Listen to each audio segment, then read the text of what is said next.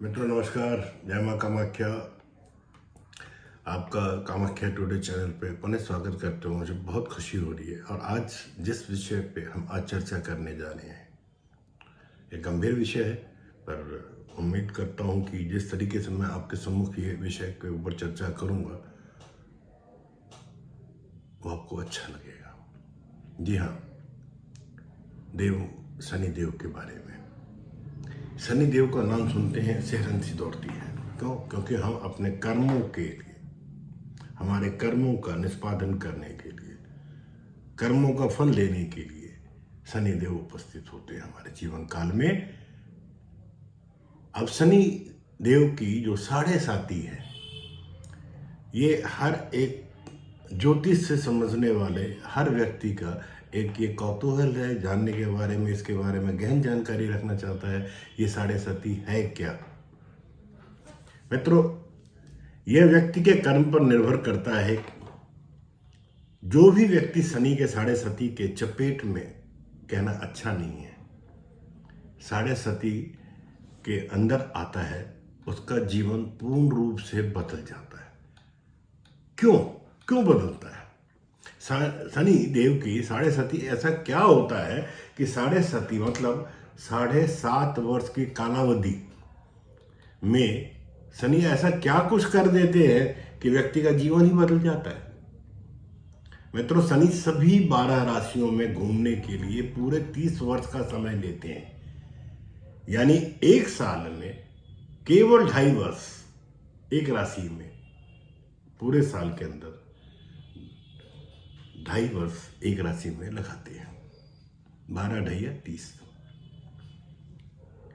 अर्थात चंद्र राशि से 12वें राशि पर शनि का गोचर आरंभ होता है। इसी समय से जीवन में साढ़े साती का आरंभ शुरू हो जाता है। क्योंकि शनि एक राशि में 2.5 वर्ष तक स्थित रहते हैं, इसलिए 3 भावों को कुल मिलाकर 7.5 वर्ष के समय का अंतराल पूर्ण करते हैं।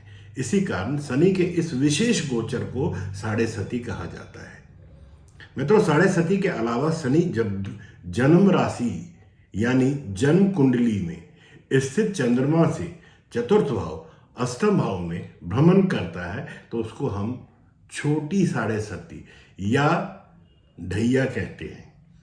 यदि शनि ग्रह किसी व्यक्ति की कुंडली के 12वें पहले दूसरे जन्म के चंद्र के ऊपर होकर गुजरे तो उसे शनि की साढ़े साती कहते हैं। मित्रों, साढ़े साती के 3 चरण होते हैं। ध्यान रखिएगा, साढ़े साती के 3 चरण होते हैं।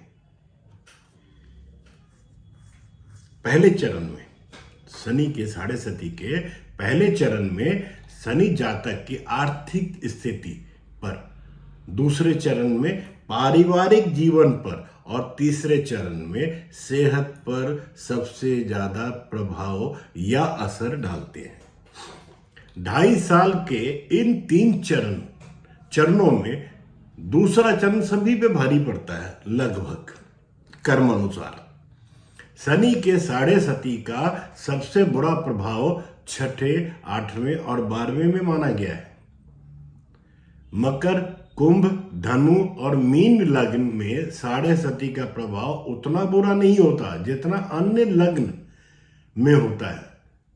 दोबारा कहता हूं, मकर, कुंभ, धनु और मीन लग्न में साढ़े साती का प्रभाव उतना बुरा नहीं होता जितना अन्य लग्नों में होता है। राशि पर प्रभाव शनि के साढ़े साती को 3 चरण में बांटा गया है। पहला चरण धनु, वृषभ और सिंह राशि वाले जातकों के लिए कष्टकारी।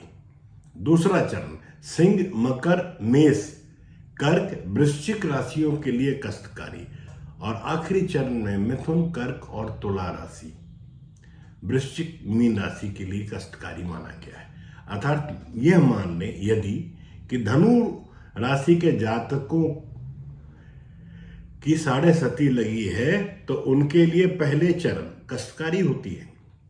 इसी तरह सिंह के लिए दूसरा चरण और मिथुन के लिए तीसरा चरण कष्टकारी होता है। तीनों चरण का असर कुछ इस प्रकार होता है। पहले चरण में, या हम कहें कि पहले चरण, इस चरण में जातक के मस्तिष्क पर अर्थात बुद्धि पर असर होता है। इससे आर्थिक स्थिति एवं सेहत पर बुरा प्रभाव पड़ता है। चिंता, तनाव, चिंतन, नींद से जुड़ी समस्याएं उत्पन्न होती है। पति पत्नी के बीच के संबंधों पर बुरा असर पड़ता है। दूसरा चरण, इस चरण में जातक को अपने जीवन में आर्थिक और पारिवारिक समस्याओं का सामना करना पड़ता है। रिश्तेदार कष्ट देते हैं और जातक को परिवार से दूर लंबी यात्राओं में भी जाना पड़ सकता है। शारीरिक रोग के साथ मानसिक तनाव के साथ साथ मानसिक विकार भी उसको झेलना पड़ता है। छोटे से कार्य करने के लिए भी सामान्य से अधिक प्रयास करने पड़ते, फिर भी सफलता कोई गारंटी नहीं। परिवार, मित्र और रिश्तेदार सभी लोग उसका लगभग साथ छोड़ देते हैं। अब हम बात करते हैं तीसरे चरण की। तो मित्रों, इस चरण में जातक की सुख सुविधाओं का लगभग अंत हो जाता है। आमदनी अठन्नी और खर्चा रुपया वाली हालत हो जाती है। नौकरी और व्यापार में मंदी आ जाती है। सेहत से तमाम जुड़ी हुई परेशानियों का सामना करना पड़ता है। संतान के साथ वाद विवाद, संतान नहीं हो तो पिता से मतभेद, मनभेद। तो मित्रों, हमें क्या करना चाहिए?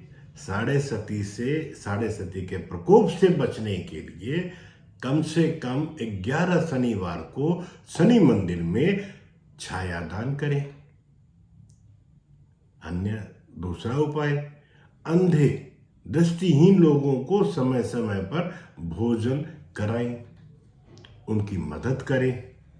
तीसरा उपाय, सफाई कर्मचारी, मजदूर, विधवाओं को समाज में कुछ न कुछ आप दान करते रहें और उनकी आप जिस तरीके से भी मदद कर सके मदद करते रहें।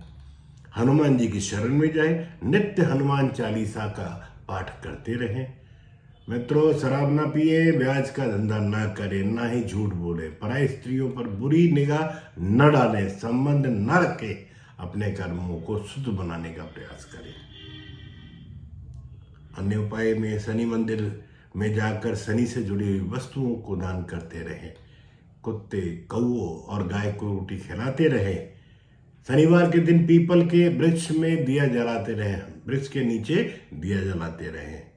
और सबसे विशेष काम तो मित्रों यह है कि किसी भी व्यक्ति का आप अहित ना करें।